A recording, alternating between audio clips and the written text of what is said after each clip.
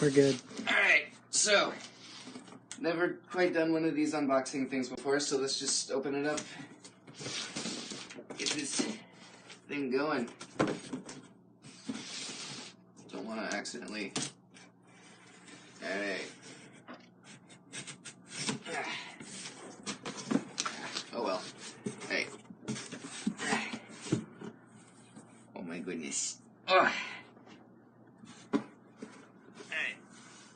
Oh. Oh my gosh. Oh my gosh, this is awesome. It has a jaw and a mouth. My gosh, this is awesome. Realistic too. I love the eyes. Look at the eyes. It looks really realistic. At least I think so. Okay, you stay there. Let me get the rest of this. Oh, yes. I have abs. I have abs of steel. Oh, this is awesome. Oh, it's so soft. Okay.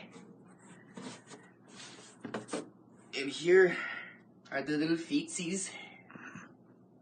That is so cool. Alright. And it looks like they're also... Here's the gloves. Oh wow. These are really nice. Let me just try one on. Real quick, see.